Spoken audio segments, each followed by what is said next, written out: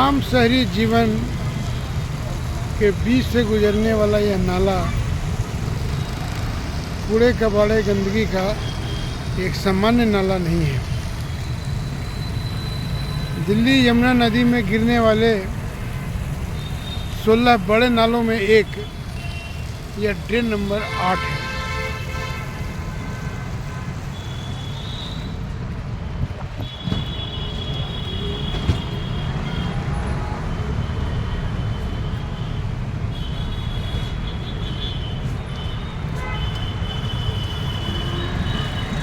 इस नाले के इर्द गिर्द इतनी बड़ी आबादी रहती है।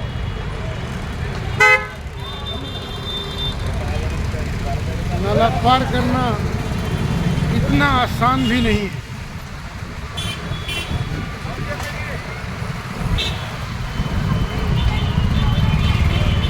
दिल्ली शाहदरा रोड को जोड़ने वाली यह सड़क के ऊपर बना यह नाला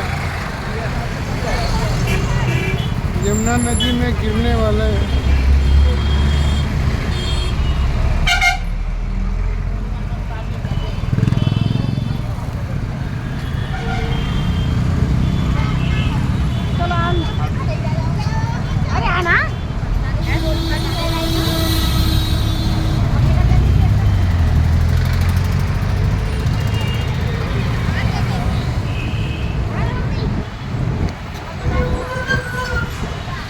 सड़क पार करते ही हम दूसरी तरफ आ गए और जो सूखी हुई नाला सूखा हुआ नाला लग रहा था वो अब इस हाल में यहाँ पर दिख रहा है।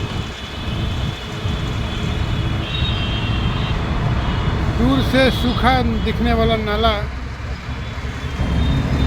बिहारी कॉलोनी से मुड़ती है और यही नाला धीरे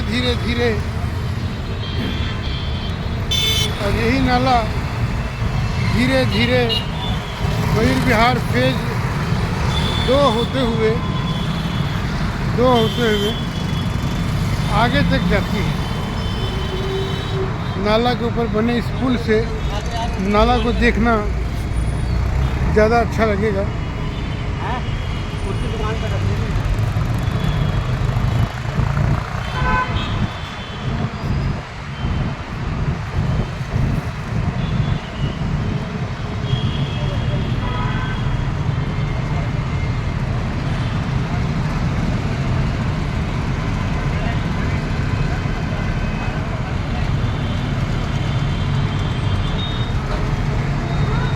नाला यहाँ से आगे बढ़ती है और यमुना पार के बहुत सारे इलाकों से गुजरते हुए ये मयूर विहार फेज 1, फेज 2 और उद्योग विहार से होते हुए उद्योग उसके इंडस्ट्रियल एरिया से आगे बढ़ते हुए ये दाहिने की तरफ जाती है और गाजीपुर गांव, गाजीपुर डेयरी होते हुए ये कल्याणपुरी के नाले के पास पहुँचती है।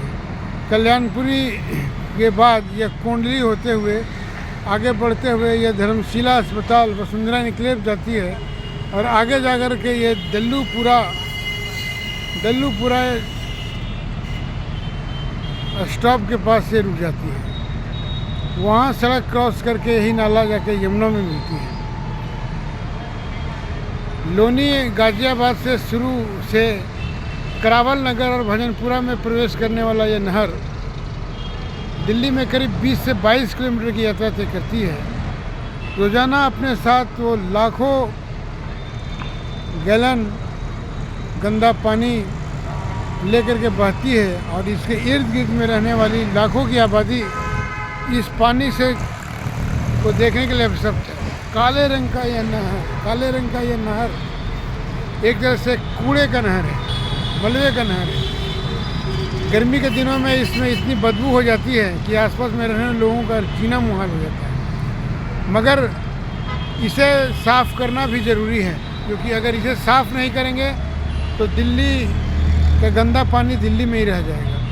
यमुना पार का यह इकलौता इतना बड़ा नाला है जो सांप की तरह दिल्ली के ढेरों इलाकों से गुजरते हुए यमुना में जाके मिलती है।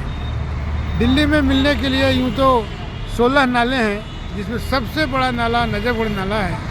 नजफगढ़ नाला पश्चिमी दिल्ली से की ओर जाती है जो पश्चिमी दिल्ली के राजस्थान के साहिबी नदी का पानी अक्सर नाले को भर देता है और इससे यमुना में पानी बढ़ जाता है, यमुना का जलस्तर बढ़ जाता है। यमुना नदी में 1975 में आए बाढ़ का मुख्य कारण ही यह था कि साहिबी नदी में जब पानी बढ़ गया तो नजफगढ़ नाला से पूरे यमुना में पानी बढ़ गया।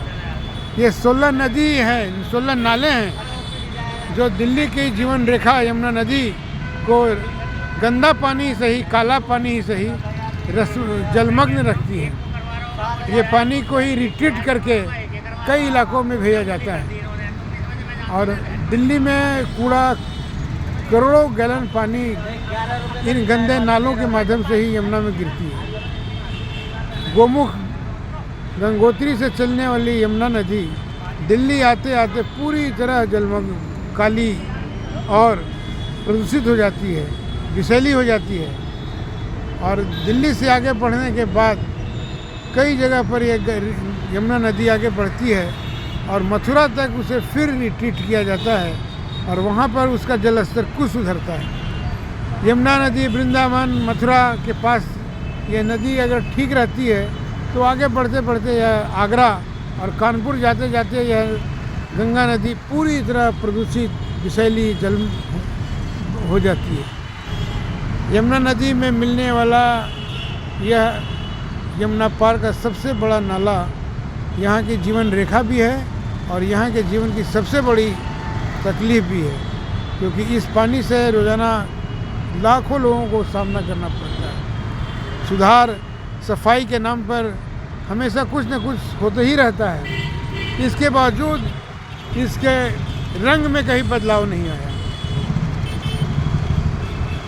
इसका काला रंग ही दिल्ली वासियों के लिए एक चरित्र है। आगे देखना है कि ड्रेन के सफाई के लिए सरकार पानी की तरह करोड़ों रुपए बहाती है, मगर रिजल्ट के नाम पे सब कुछ जीरो रहता है।